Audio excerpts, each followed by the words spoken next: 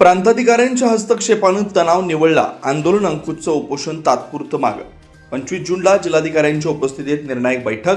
पंचगंगा प्रदूषण प्रश्नावर सर्वांचं लक्ष. इचलकरंजीतील प्रोसेस उद्योगांचं सांडपाणी पंचगंगा नदीत मिसळत असल्याच्या आरोपावरून सुरू असलेलं आंदोलन अखेर प्रशासनाच्या लेखी आश्वासनानंतर तात्पुरतं स्थगित करण्यात आलं.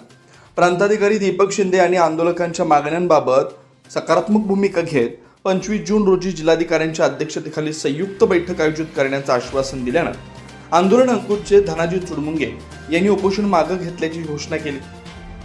पंचगंगा नदी प्रदूषणाच्या मुद्द्यावर आंदोलन अंकुशनं आक्रमक भूमिका घेत सोमवारी इचलकरंजी शहराचा पाणीपुरवठा बंद करण्यासाठी उपसा केंद्राकडे मोर्चा वळवलेला होता.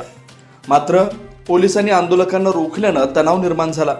या घटनेनंतर धनाजी चुडमुंगे यांनी कुरुंदवाड येथील पालिका चौकात बेमुदत उपोषण सुरू केलं होतं. मंगळवारी दिवसभर पंचगंगा नदीकाठच्या गावातील नागरिक, शेतकरी आणि विविध संघटनांच्या प्रतिनिधींनी आंदोलनस्थळी भेट देत पाठिंबा जाहीर केला.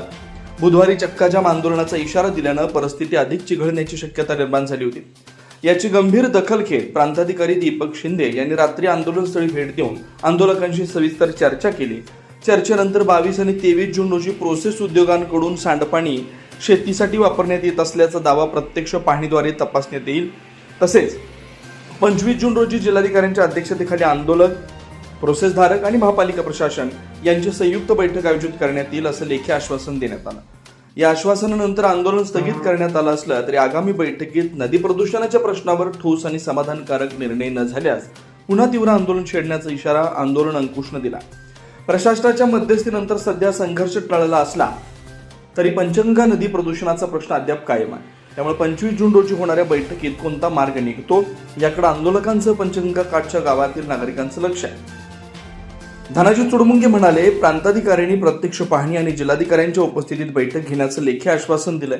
त्यामुळे आंदोलन तात्पुरतं स्थगित केलंय. मात्र नदी प्रदूषण मुक्तीसाठी ठोस निर्णय न झाल्यास आंदोलन अधिक तीव्र केलं जाईल असं सांगितलं.